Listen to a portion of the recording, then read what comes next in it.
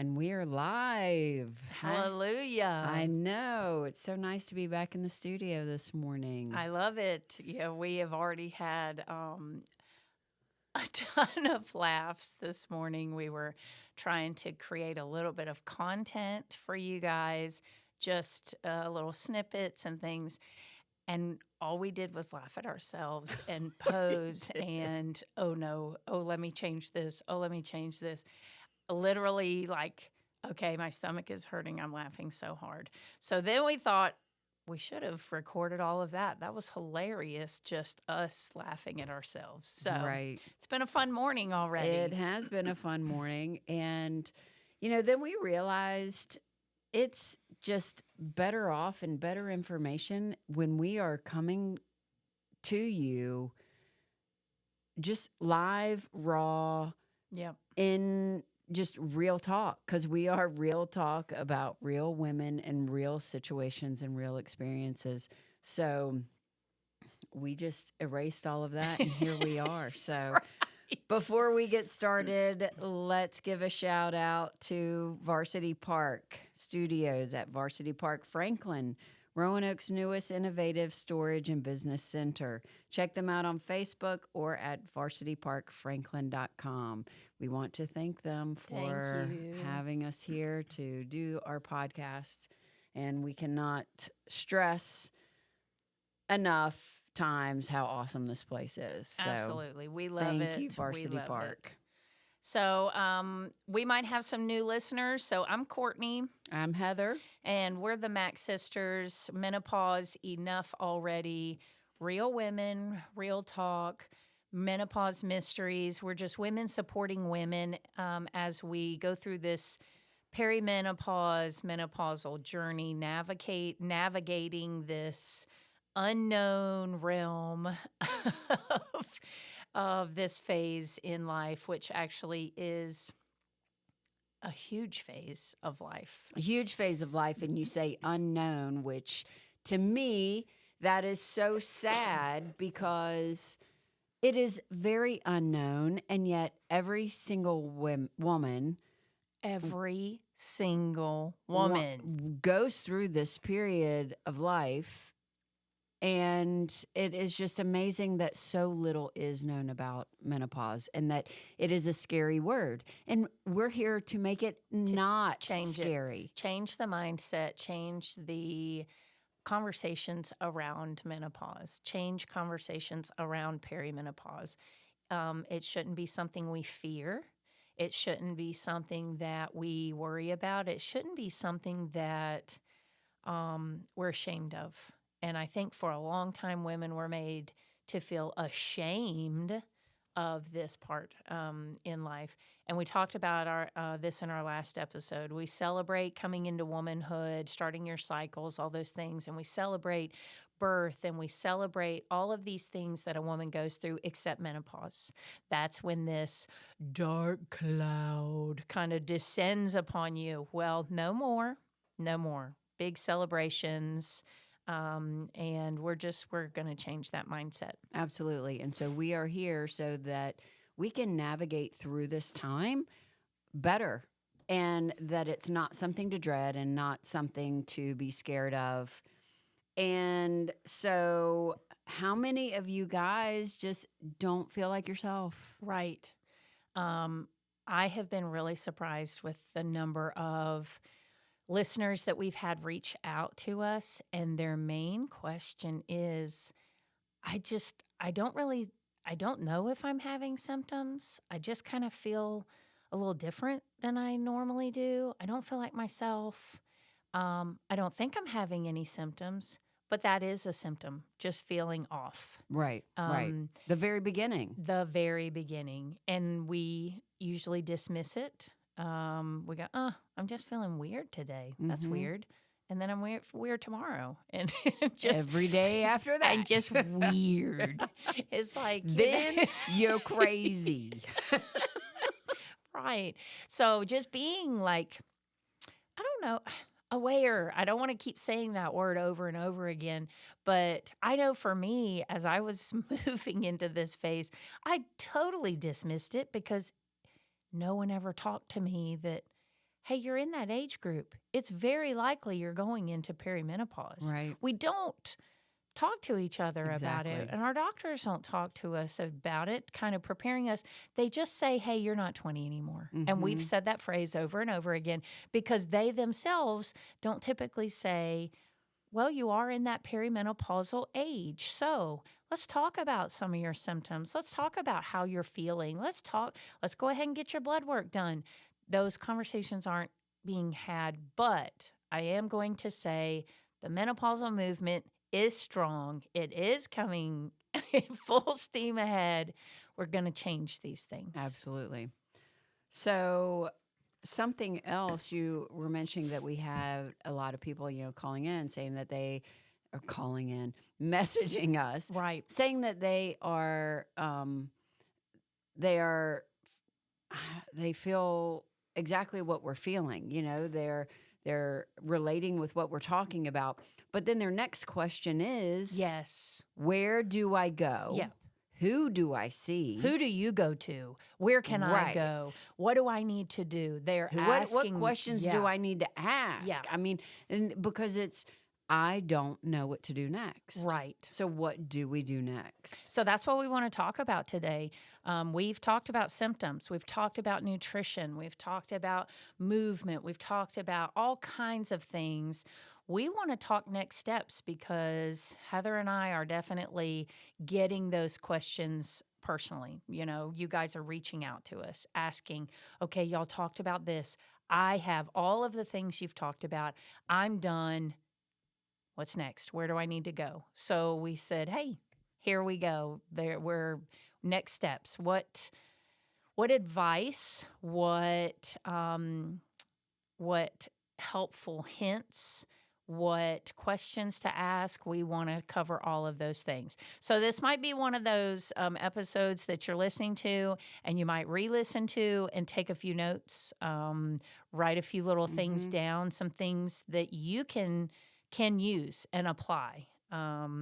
So we're excited. We're glad that you're here today. And so we're going to get rocking and rolling so we can give you all the info that you need. Absolutely.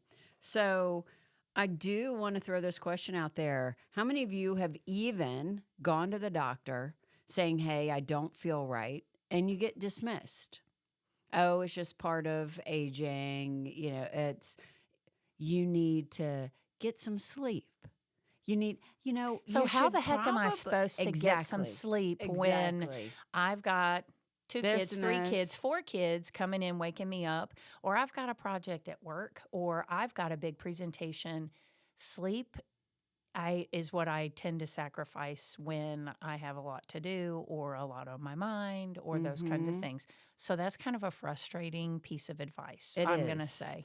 Okay, so what about you should probably find a hobby? Yeah, that's what I was That's when you told. give them the middle finger. That's right. You were like, excuse me? A hobby? Like I'm sitting Find around a with hobby my thumb up because my you have butt. nothing to do but worry about your own problems. Yeah. Wait. A medical professional told you that? Or please tell Not me that was personally. It was one thing that I heard that was mentioned before from a doctor to the patient. Well, maybe you should find a hobby to take your mind off you've got things, nothing basically, going on. or just to take your mind off of the things because that's what's really causing the problem, right? But you can't get mad at the doctor because they honestly just don't. They just don't know. No, They don't know. We said this statistic in our last episode. Only about 30% of your medical programs offer menopausal education. So 70% of your of your medical doctors coming out of medical school do not receive formal menopausal education. No. That was in the M factor. That was a staggering number for me. Well, and the training is only 6 weeks. Yeah, something like that. And 6 minuscule. weeks of their whole 12 years of medical school. Right. 24 You get years. 6 weeks of this little part because really nobody knows what they're talking about. So we're not going to teach you anything really, but just to say that we covered it. Yes. That's done. Yes. So anyway, back to have you felt like that when you go to the doctor? We are here to, I'm going to tell you a couple things. One, if you have felt like that going to the doctor, it is time to find a different doctor. So there, you can switch doctors. I know. I You don't know are why not- that's such a hard thing. And you are not going to hurt their feelings.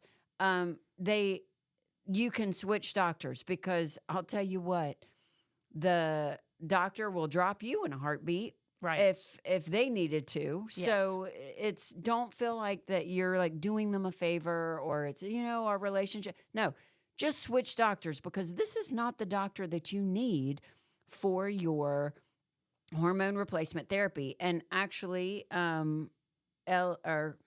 that's my daughter. Courtney, my sister, sitting beside me.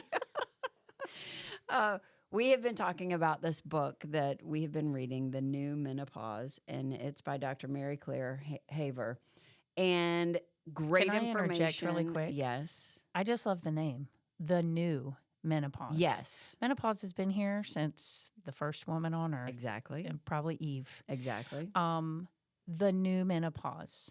The new way that we're moving through this movement. The new way that we're talking about, thinking about. Guys, okay, it's something we go through. We are not going to make it a negative thing.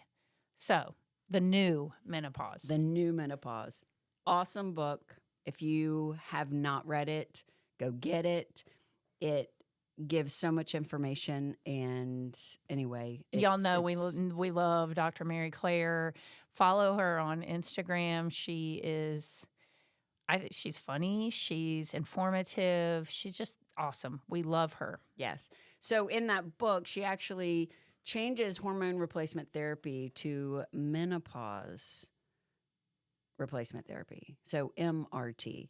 So we have hormones, but there are more hormones in our body than the ones that we talk about, estrogen, progesterone, and testosterone. I mean, do you know vitamin D is actually a hormone? Right. Is the only one that is actually made in our body, and we have to get the rest of our vitamins and minerals from foods. So it is a hormone. Anyway, I digress. But back to your doctor. Your doctor, if they are not listening, if they Gaslighting you. are gaslighting you, if they are not willing to discuss hormone therapies with you, I don't know why. I'm sorry. We got the giggles. We and, do. Oh my gosh, get it together. Most of So- the time, I just laugh at myself. We go back and we listen to some of these, and we're like, "Why did you say that? Why did you say that?" So well, anyway, because yes. I don't do a lot of editing. Because this is real. This is we real aren't editing conversation. a lot of. Well, yeah, Right. We're not. So how do anyway. you find the right doctor for you? First thing is you interview them. Have interview them. have some time. They call them consultations, and we feel like they're interviewing us Mhm. to see if it's a good fit us for them. The roles are reversed. We are interviewing these providers. We're interviewing them. Do we feel comfortable with our conversations when we ask them questions? How do we feel about the way they're answering us? Like, it really is a comfort because as you navigate this menopausal journey, you're going to need support. Mhm. And you're going to need to feel like your medical professional is on your side and knows what you want for your life. This Right. isn't how they're telling you to age. It's flipped. Right. We're flipping that. Exactly. So before you even get to the point where you interview them, you're doing research. You're Yes. looking up who specializes in hormone therapy in your area. Yeah. It is good to see a doctor face to face because you can build a relationship with that doctor, especially if the one that you decide on that you feel is a good fit for you. And if not, there are other virtual alternatives. If there's But not anybody in your area. exactly. But I would say, yes, definitely face to face, you're going to want what kind of vibe do you get from this person? And sometimes through emails or texting, because everybody's like, oh, telehealth is awesome. Telehealth is awesome. It's hard to get personal through telehealth. And this isn't, when you're talking about your menopausal journey and your menopausal replacement therapy, this isn't something that is going to be just stagnant and the same the whole time. You're still going to fluctuate. You're still going to need, tweaks and changes to whatever hormone profile you're going through. So you're going to need that personal relationship. You're going to need, like for my girl, I can text her because we've already established those face-to-face conversations and we know each other. Then we can get into the texting, hey, can I schedule something? I'm just not feeling myself, which is what I did this last week. Hey, something's changed. Can we schedule some time? And we get an appointment and we're good to go. But I'm scheduling time to see her face to face. Well, and especially if you choose to go in the pellet route, you don't want a virtual person. No, you're can't. not gonna. You can't. Yeah, you can't. So face to face is best, and if not, virtual is fine. Now, if you find that you're having a hard time finding someone in your area, you can always go to the Menopause Society, which is menopause.org, and they actually have a list of menopause practitioners, and they can help you find one. So I went onto the page, and you put in your country, your zip code, and they will pull up a list of people that have been vetted or practitioners that have been vetted in your area, right, and that specialize in menopause hormone therapy. So I thought that was very interesting. So that is one way you can do that. Now, the second thing you need to do is, once you've decided on a provider that you're going to make an appointment with, when you call to make the appointment, tell the person making the appointment what you want the appointment for. Right. We don't need 30 minutes of just a meet and a greet and we're out the door. Make sure you tell them so that they can schedule enough time and that you don't feel rushed out because they didn't schedule enough time for you. We don't want you to waste any time. As we all know, by the time we're at this point where we are finding a provider, we're already having symptoms. We're already kind of, I'm done with this enough already. We're in that mentality. So we don't want to wait 6 months to have another appointment or whatever. We want to be prepared on the front end so we can ask our questions. We have ample time to have conversation with our provider. Yes. So then actually, when you get your appointment, try and make it the beginning part of the day. Yes. Because your doctors, your practitioners, they're human. They get tired. Right. I don't ever schedule an afternoon appointment with any doctor, unless, of course, it's an emergency and that's the only thing that I can get. Right. And I will tell you what, same thing with my colonoscopies. First one of the day. That is when I schedule it. I mean, come on, all you out there, y'all have had a colonoscopy, you know. We need it early in the morning. First thing in the morning. Get it done, and then you got the rest of the day, and you've only missed out on one day. But yeah, we want our providers fresh. We don't want them tired. We want to feel like we're the most important thing that's going on, and we don't want them to be distracted by different things that they've gone on through the day. Plus, if you are early in the morning, another point that they talk about is going into that appointment fasted. Yes. In case they want to go ahead and draw blood, if they want to do any kind of blood work and fasted is needed, hey, I'm ready, I'm prepared, and I scheduled this first thing in the morning. So we're good to go. And that's awesome. Yeah. That is awesome if you go in fasted first thing in the morning. Something else you want to be prepared with is go ahead and start tracking your symptoms. Yeah. Make a symptom journal. I don't care if you just wrote, hey, had night sweats last night, but you have the date and you had the night sweats, or how often you're having migraines, or something else is affecting you, or joint pain, or the dryness, you're losing hair, like when all of these things started and when you noticed, because the more information you have on the front end, Yeah. the faster you are going to get some type of replacement therapy so that you can get on your healing journey. Well, and it also helps your provider know you. Um, just like if you're sick and you go in and you're telling your doctor, I've got fever, I've got this, I've taken ibuprofen or this. The more you give your doctor, the more they can help you, the more they know.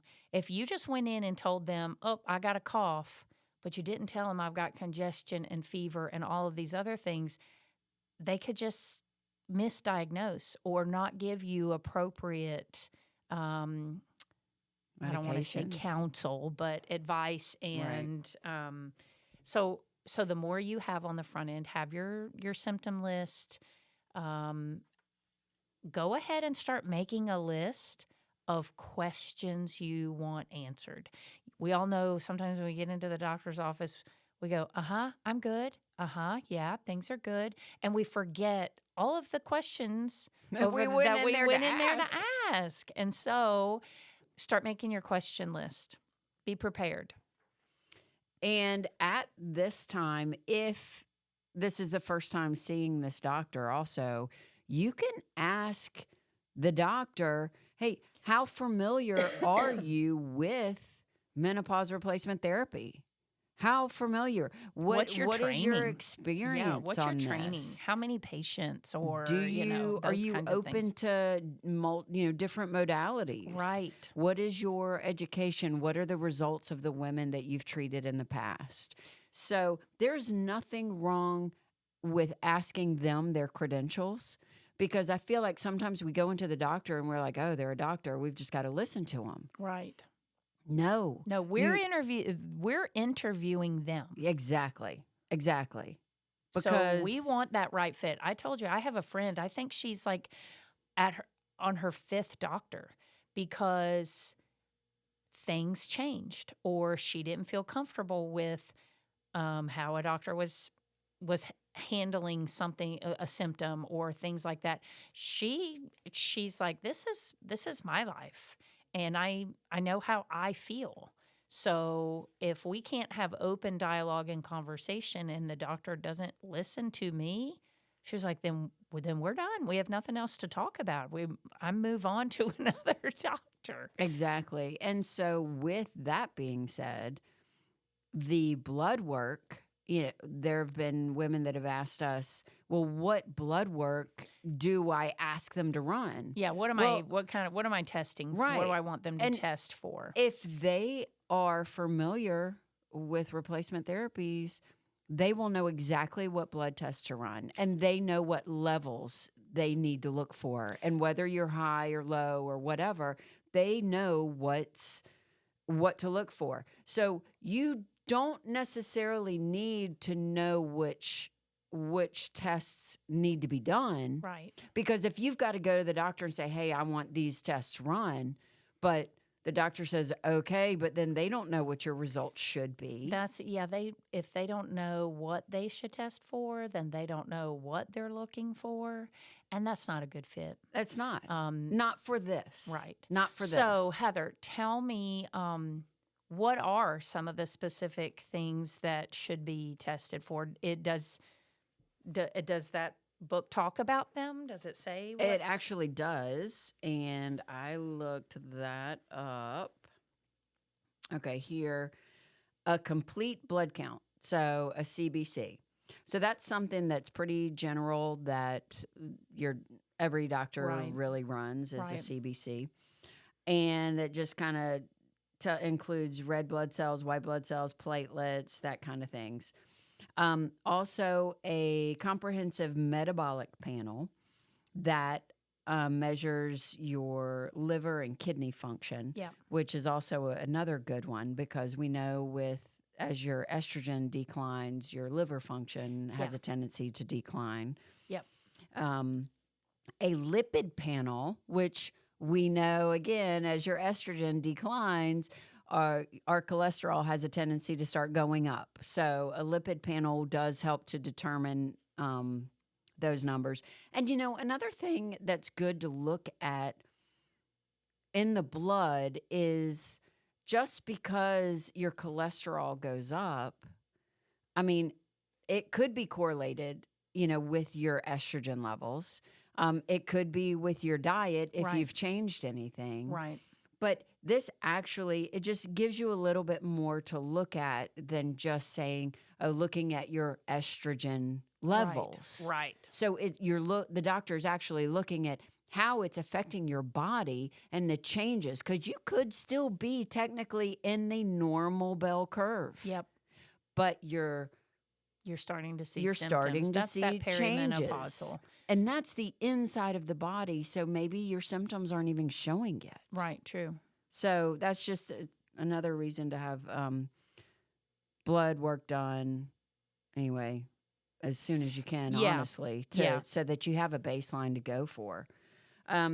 They also talk about your hemoglobin A1C. Yep.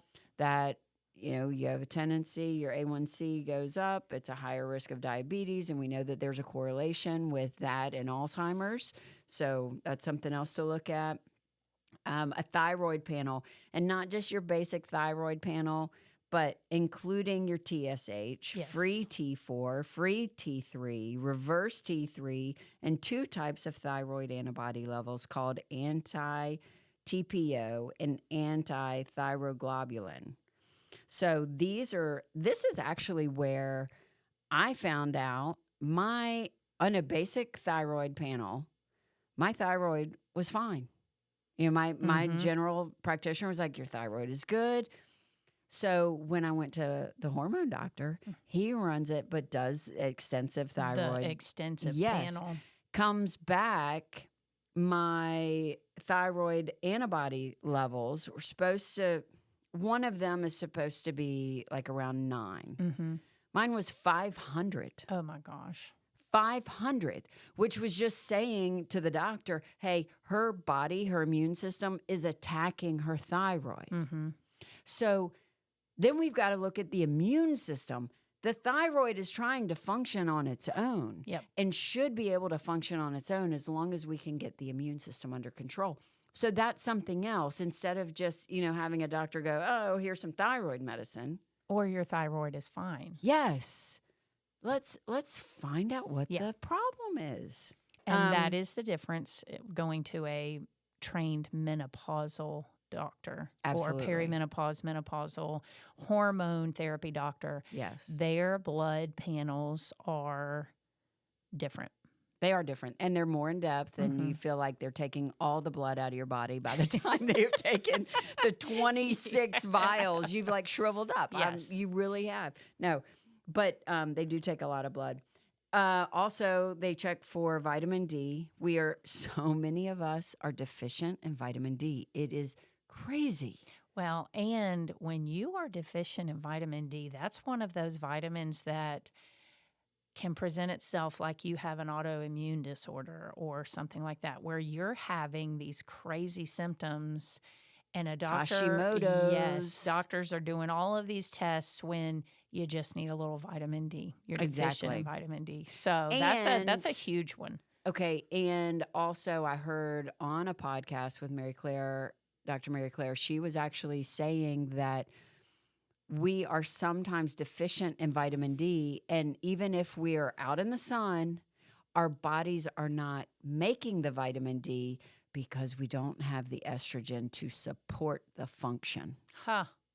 So we can go outside, we can take vitamin D, but if we don't have enough of the hormone to I guess absorb and use it. Yes. And it's That's we need crazy. to have it all working together. And 2 last things, of course, an anemia panel, which is your iron, folate, and vitamin B12, and also a chronic inflammation testing, so they can see how inflamed your body actually is. So this is another one, because there again we know estrogen, Inflammation goes up. inflammation goes up with as estrogen goes down. So those are just a couple of the things Right. that And you got all need that, right? Right. Y'all got all of that. So just to recap, The New Menopause, that's the name of the book with Dr. Mary Claire. But we are just barely skimming the surface of the information that was in there. But so making sure that you are preparing on the front end is the biggest thing. And, you know, I have had friends, they're like, well, I'm not in that stage yet, so they don't want to talk about it. Oh, I'm young, so I'm not even close to that. I think this is part of the conversations that we need to be having with our daughters and our friends' daughters and our younger friends.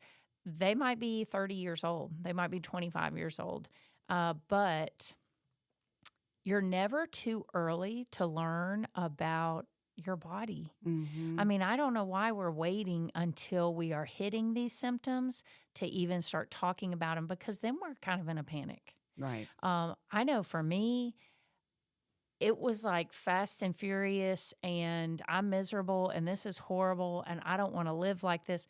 Why should we wait until we feel like that to now start trying to figure out what next steps are? Exactly. I think that's the biggest part of why we want to do this. Mm-hmm. We both have daughters, and let's educate them so that they can be aware. I mean, we just talked about it last week. 250,000 women each year are going into premature menopause. So not in the 45 to 55 range. You're talking early 30s, and that's not even a thought in their mind is menopause. It's not. And I do think that environmental factors, chemicals in our foods, all of those things are impacting our hormone levels at an earlier rate, because these kids are growing up their entire lives with these chemicals, foods, environmental factors, pollutants, toxins, da. Right. We haven't seen long-term effects of those things on the body and how it's going to affect the body. That's just Courtney Peak theory. I think we are seeing some of the effects, and that's hormonal health. So if we can get these young women at an earlier age, so a friend of mine, shout out to her, if she's listening, she's going to know this is her, and we did talk about this, but she did a blood panel at 40. She's not seeing any symptoms. She's not noticing anything. But for her, she said, I want to have a baseline. I want to get my blood work done. I want to know where I'm at. And I want to be prepared so that when I do start to see more and more symptoms, I already know where I'm going. I already know what I need to do. And I have a baseline of what I'm going to compare it to. So shout out to her for being prepared. I think that's kind of the conversation and the way that we need to move people into, okay, I'm 35 years old. This perimenopause is coming. I need to go ahead and start thinking these things. I'm 38 years old. I'm 39. I'm 40. I need to be proactive. Not only that, I'm thinking this is amazing because think of the transition.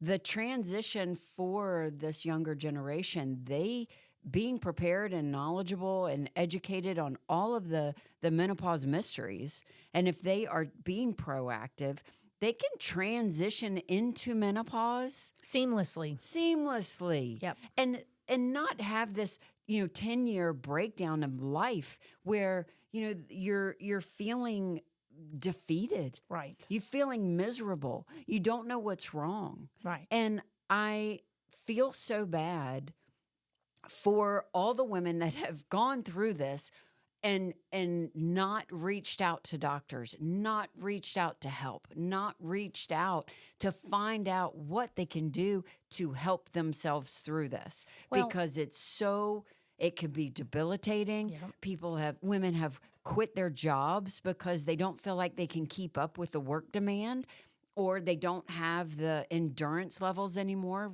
to sit at the office and be able to get their work done. They're brain fog. They can't, Yep. They feel like they're not good enough or not worthy enough. All of these things. Right.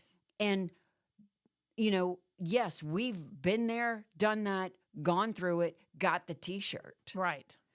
But there's no reason that this has to continue in this day and age. And that is, I feel like, another reason why I am here, and I'm sure Courtney Yep. too.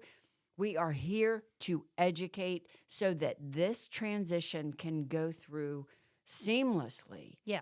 Because it is no reason for it. Well, and it's bigger than that. You know, you were talking about the women that have gone through this. It's bigger than the symptoms. What the part that continues to grab me, and I'm gonna say ruffle my feathers, get me a little upset, is the long-term health effects that happen that women aren't even aware are because of menopause. These long-term bone density, hair Alzheimer's, loss, Alzheimer's, breaking bones, cardiovascular disease. yes, all of these Parkinson's things that are long-term effects of hormonal imbalance or hormonal withdrawal, just not having any. We've kept it as such a taboo, reproduction only thing. And taboo thing to talk about. Yeah, we don't talk about it. And so we can start the conversation early. We can start to notice the symptoms early, already have a plan in place. I'm nutritionally eating this way, or I'm supplementing this way, or I am on hormone replacement therapy, to where the transition is seamless. I keep my health. I didn't have to go through hair loss, weight gain, night sweats. I didn't experience any of that because I was proactive about it. That's what we want our younger generation to know and be aware of, so that they don't have to navigate. They know we need more conversations. When they start to see symptoms, I've already got a plan. I've already prepared. I knew this was coming, so this is what I'm doing.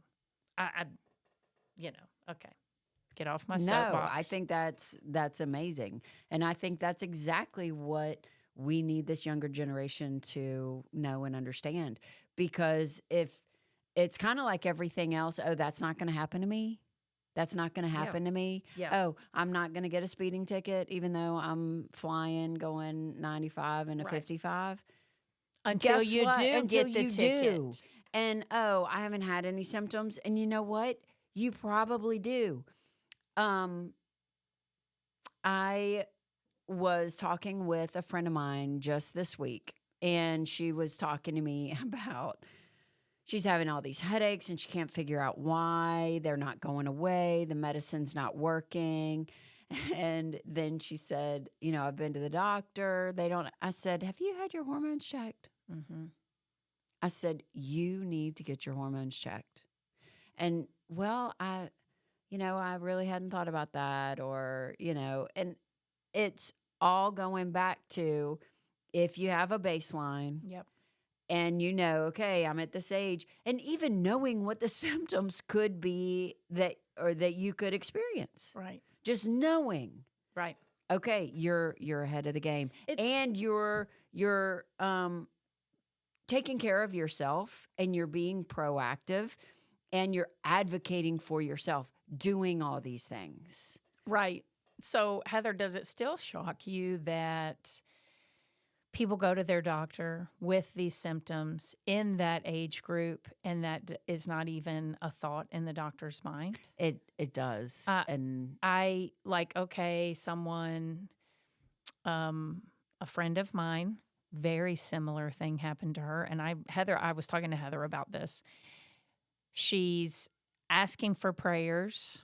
She's asking for help because she's gone to the doctor. She's having heart palpitations, anxiety, and can't remember anything. She just can't focus on anything, and they can't really find anything wrong. That's going on. But yet she's my age, 47, 48.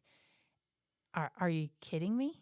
Like, her doctor didn't say, let's check your blood work? Check your blood work because, girl, you closing in on 50. Right. you are very much probably going through menopause. And instead, they're sending her to. Oh, she's been on all kinds of medications, and she's scared to death that she's got a brain tumor or Alzheimer's or something because she can't remember anything. And I hope that is not going on. I don't want to dismiss if someone No, is absolutely, experiencing something like that. But let's start with something a little simpler that happens to that everyone. happens and is like one of the main symptoms of menopause. So that is still just shocking to me.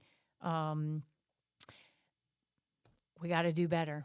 We got to do better. And I am in awe of these younger generations.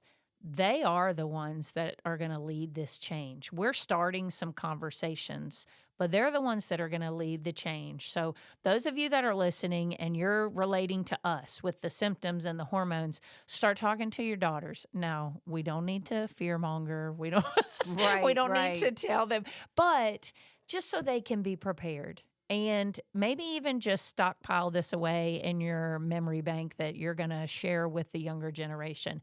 But they are the ones that are demanding more.